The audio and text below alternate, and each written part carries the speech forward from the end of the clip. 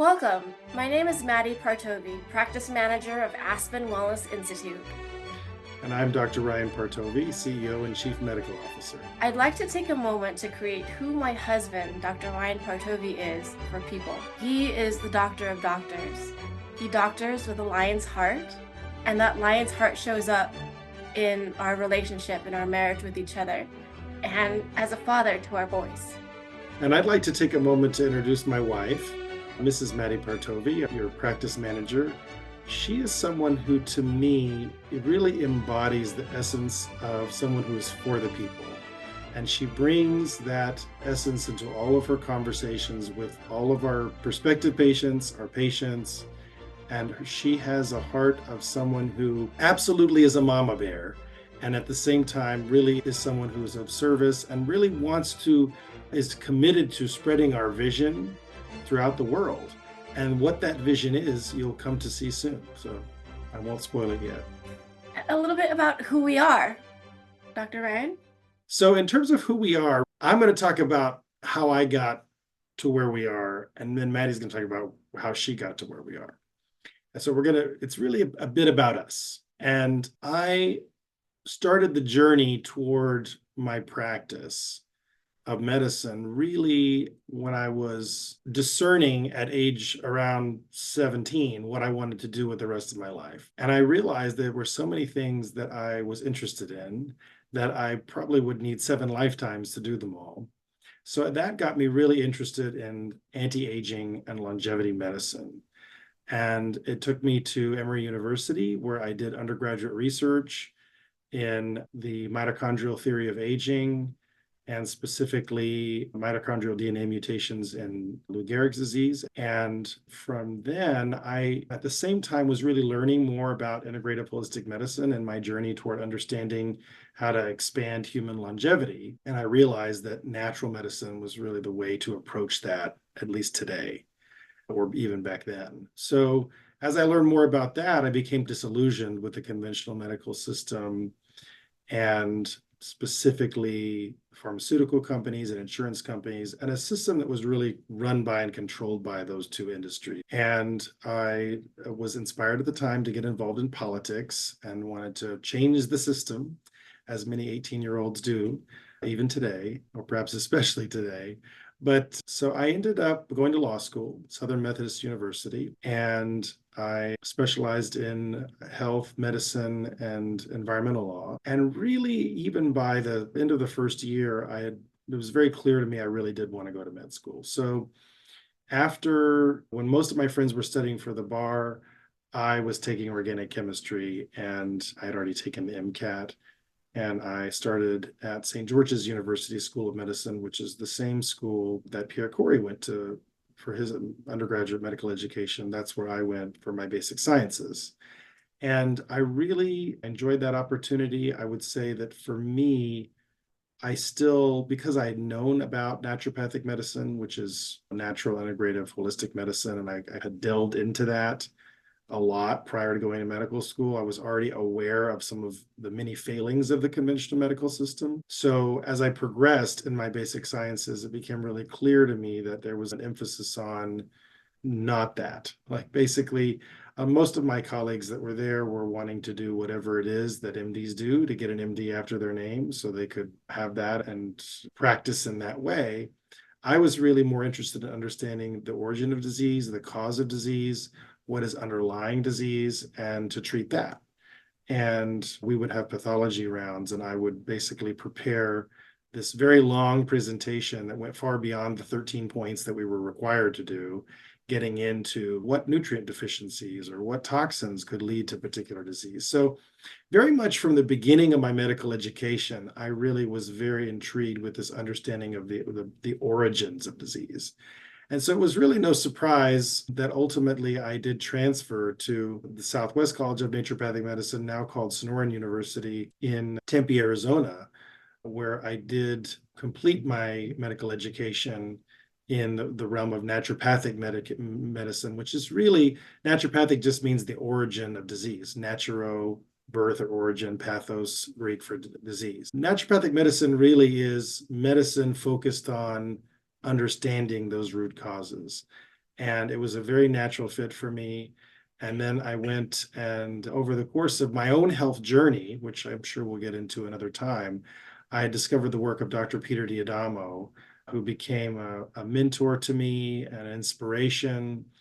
And really, he was the one that inspired me, because when I was kind of 2 years in medical education at St. George's, I was very much on the fence of, do I want to keep doing this or not? And I had a crisis moment, and I called Peter, I spoke with him, and he was very supportive and really was part of the inspiration of me saying, okay, I don't want to give up on medicine completely. I want to switch to naturopathic medicine and really pursue this, because there's a lot of good that we can do with it.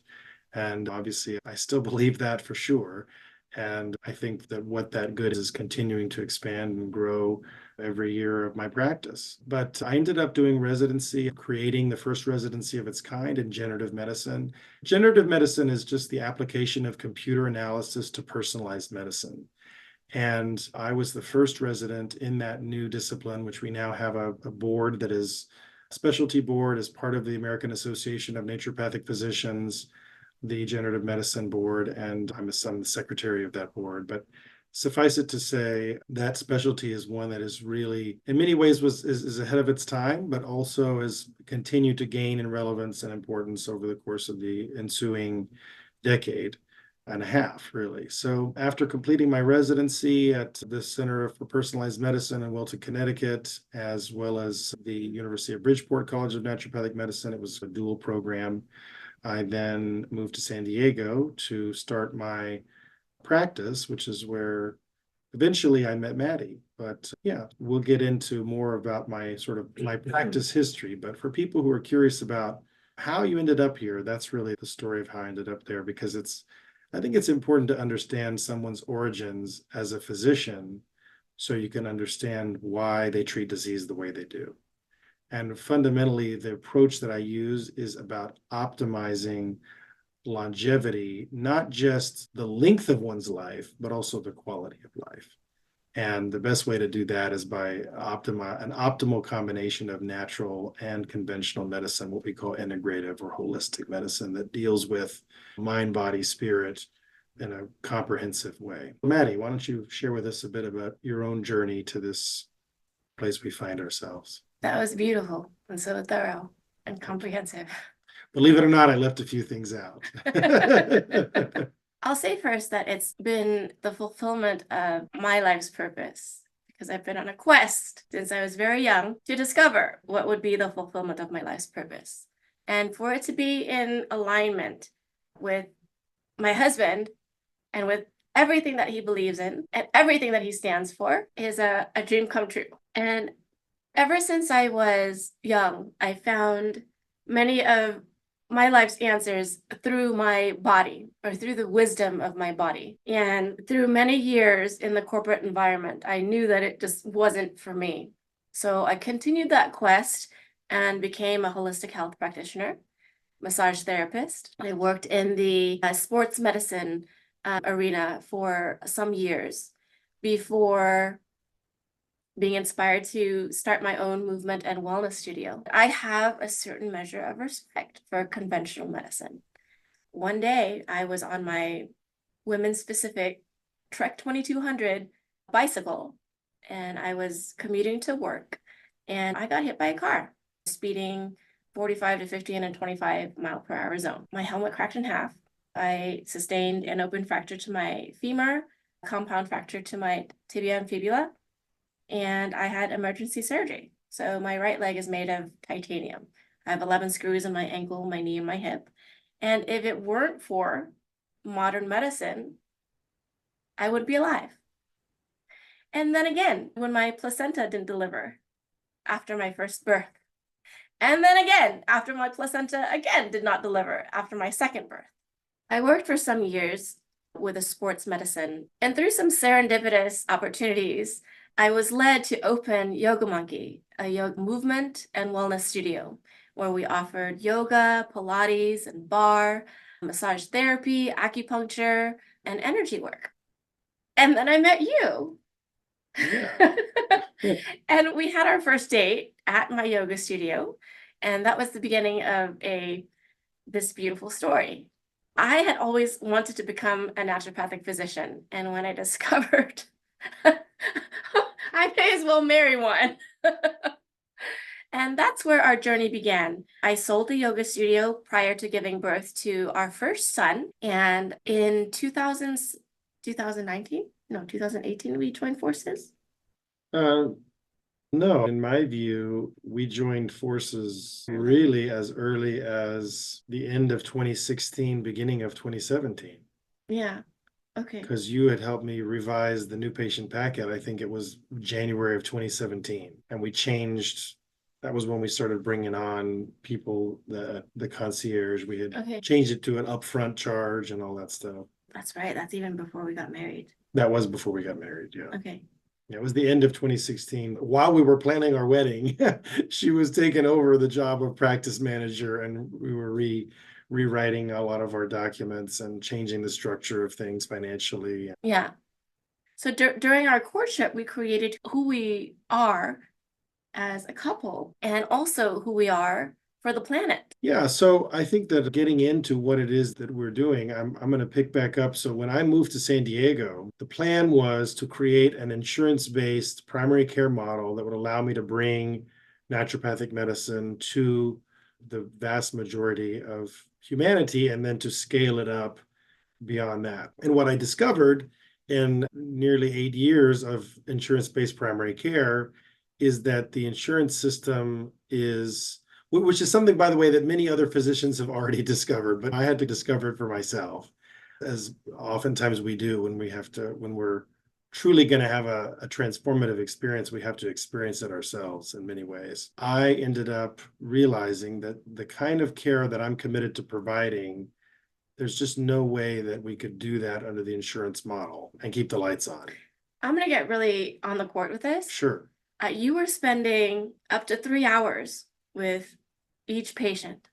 Especially on a new patient visit. Yeah. Yes. And then, of course, insurance with the way insurance model works is that every minute you spend with a patient after 15, you start losing money. And the longer, once you get to 25 minutes, then you really start losing money. And after 40 minutes, it's like you're giving your time away. So that's, for people who don't know how insurance billing works, that's basically how it works. Yeah, it was not sustainable. And after years and years of trying to get it to work and trying different approaches and getting creative with our billing and nothing untoward, just trying to figure out how to get the exact precise codes exactly right so that we could maximize our reimbursement, we just realized it was not workable. So we switched to a cash pay practice in August of 2018. We got out of the insurance model and went full. At the time, we were just doing concierge, and it was really just the two of us. At that point, I should mention that my practices had an element of remote consultation. So phone, Skype, internet, Zoom, email, that's been part of our practice really from day one out of residency. And I've had patients all over the world that I've worked with. And that was always cash pay. But then I also had this insurance primary care model that we were working on trying to develop and master that. And it became very clear around August of 2018 that there was just no way to continue the insurance-based primary care. And so then we went full into the remote consultations. And we were doing remote consultations really all the way up until COVID began. And that's when it was interesting because we were ahead of the game, right? And then when COVID began, in the beginning, my experience of it was, this is an infectious disease. Usually conventional medicine does a pretty decent job of dealing with infectious disease. It probably won't be anything that we can really contribute to, which is ironic now. But in the beginning, it was more about what can we do to improve our health, boost our immune response. And Dr. Diodamo had created an algorithm looking at different herbs and things which had really either evidence against previous coronaviruses or basically broad antiviral benefits. And so we had created a matrix that we ended up using and to create a fully natural protocol, which was very good. It was, as far as I know, for everyone who was taking it, 100% effective at preventing infection. But of course, we didn't continue that forever. And stop me anytime if you want to interject anything. But I think it was February of 2021. I saw Pierre Corey's interview with Brett Weinstein on the Dark Horse podcast and learned about ivermectin, learned about the FLCCC, the Frontline COVID-19 Critical Care Alliance, which we pretty quickly joined their provider list and became one of the first 125 doctors that were part of that, practices that were part of that group. We were one of the first 500 practices that were treating COVID on an outpatient basis, which is to say at home, which we continue to do to this day. And as such, we were one of the first COVID aware practices in this country because it became very clear that COVID was more than just a regular virus. Once it became clear, there was research that came out of the Salk Institute of Virology, which is like the gold standard in vaccine research in San Diego, California.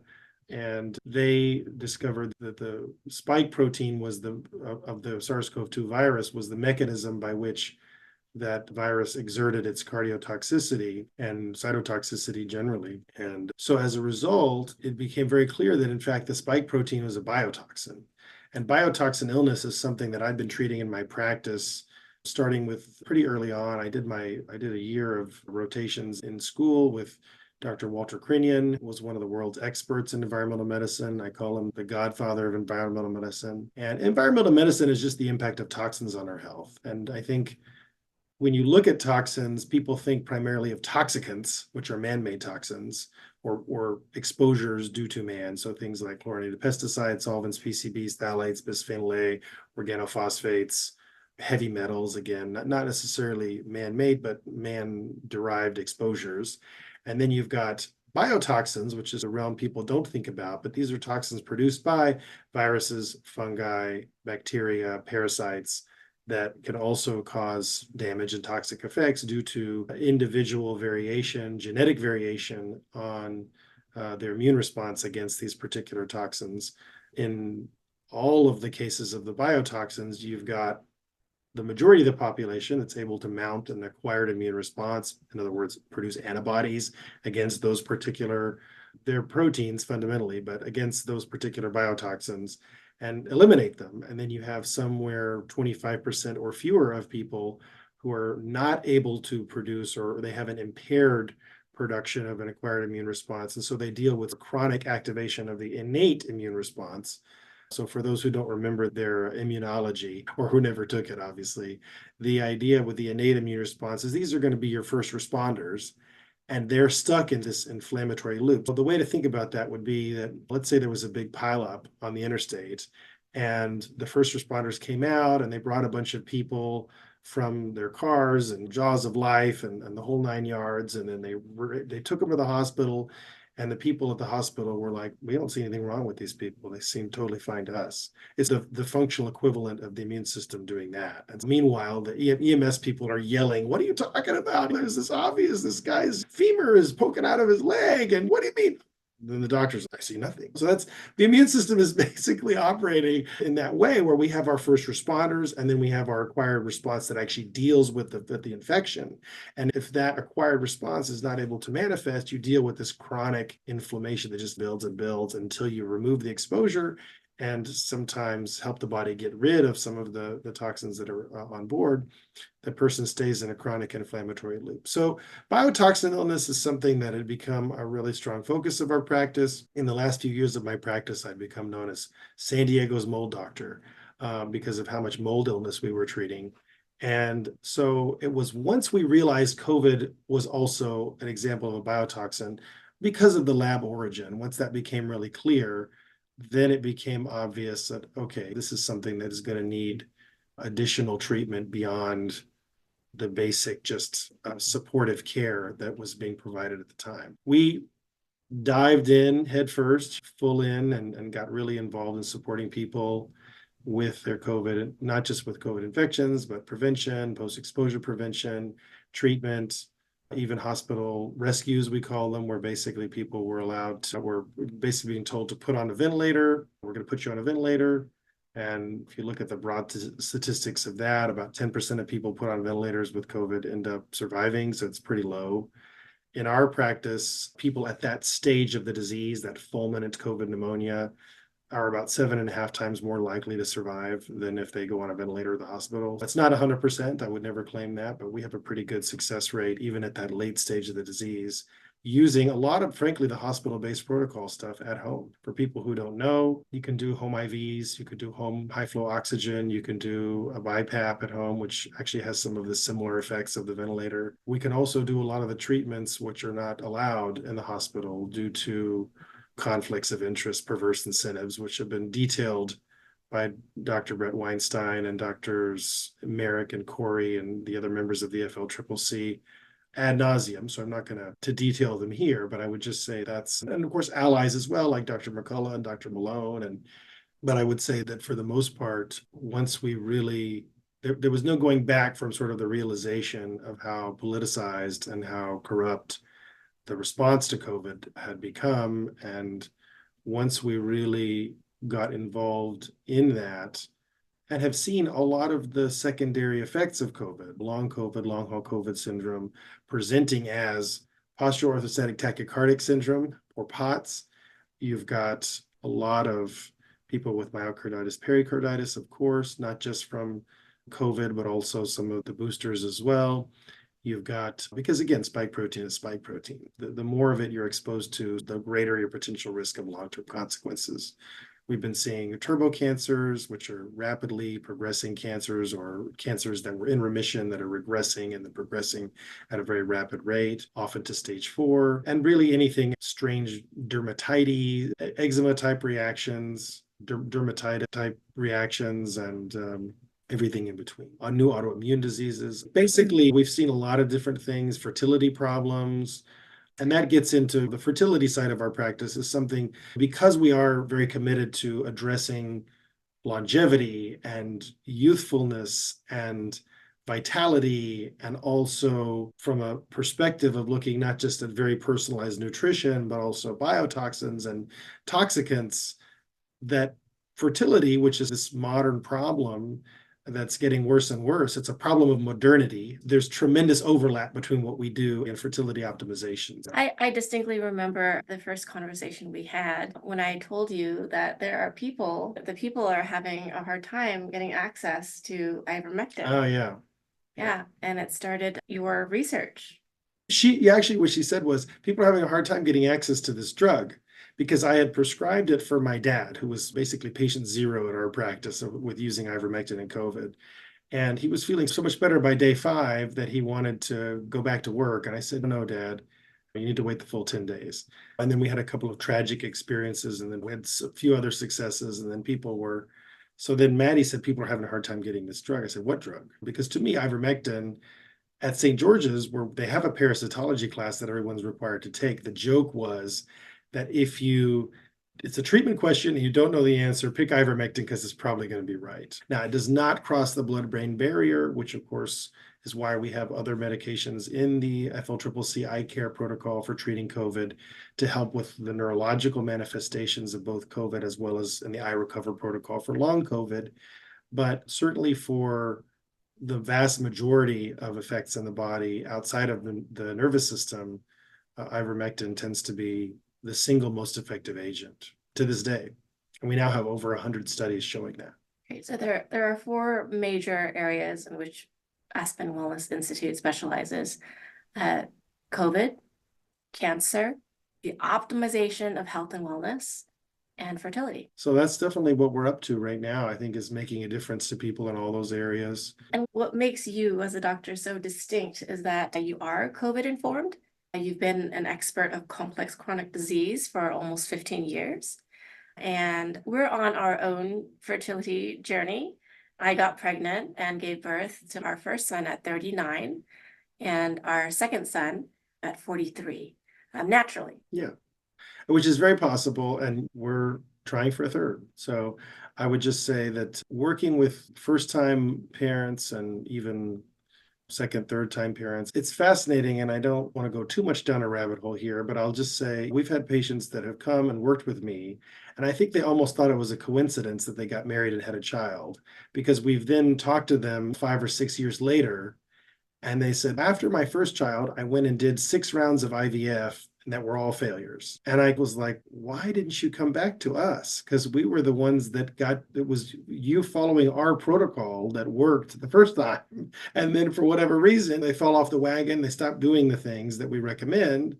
And then they're having trouble. I'd rather just go do IVF, or maybe they don't think that it was because of what we were doing that they got pregnant in the first place, because they didn't come to us explicitly as fertility patients, or maybe they did, but they thought the interventions that we do are so natural and minimally invasive, they can't possibly be the reason why they got pregnant. I don't know. I can't be in the mind of everyone, but I'll just say it's truly fascinating because for the most part, the solutions to people's fertility are things which are minimally invasive. They are about avoiding toxic exposures, avoiding toxic foods, avoiding foods which are basically like mild toxins for the body or almost mild poisons for the body, and optimizing the foods which really optimize elimination and optimize health. And so much of fertility, and people think, oh, I've done all that. They'll say, oh, I eat all organic, or I eat paleo, or I eat vegan. But is what you're doing right for your unique physiology would be my first question. And then beyond that, okay, you eat all organic. What about the rest of your environment? Because there can be a lot of things in your environment and things you put on your skin and things you put on your clothes and so many different other things that can impact your fertility. And so I think fertility is an area of passion for both of us. So in the world of fertility, what we want couples to know is that it is possible to get pregnant naturally, even into your 40s. And we want couples to know that the pathway towards pregnancy could be one of joy and a relaxed pathway and a very precise pathway according to your individuality and what makes you unique. Absolutely. What else do we want couples to know about?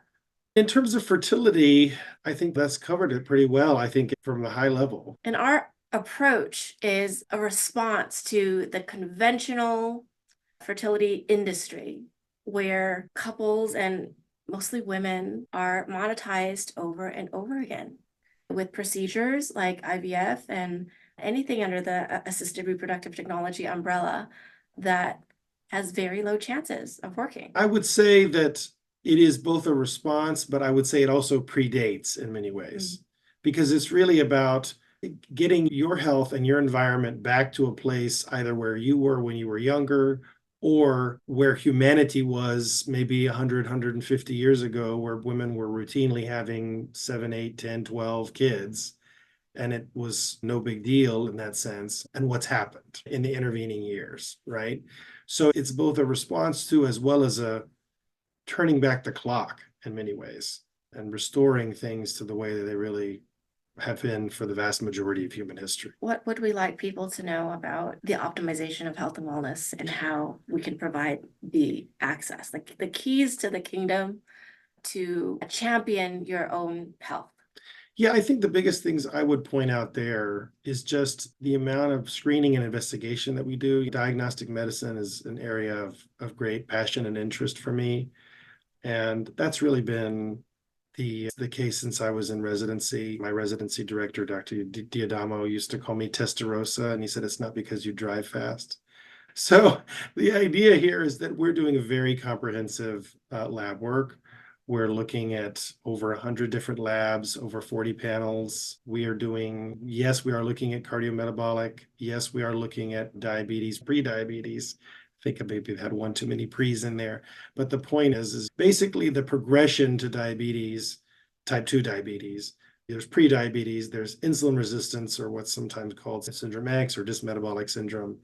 And then even prior to that, you have reactive hypoglycemia, which there's labs that can measure each of those phenomena and where we can get a diagnosis and say, okay, where are you on the journey to diabetes and how could we reverse that back to a completely normal blood sugar response? And then with regard to cancer, which I think is really an extraordinary thing that we've added.